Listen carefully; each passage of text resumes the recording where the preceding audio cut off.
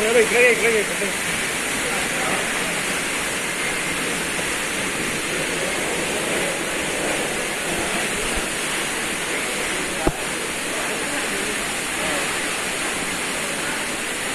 ते वयतो माझ्या फातरा वयल्यान व्हिडिओ काडा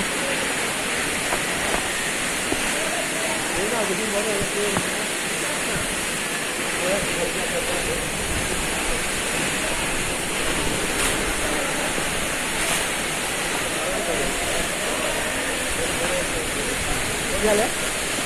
ना फोटो असे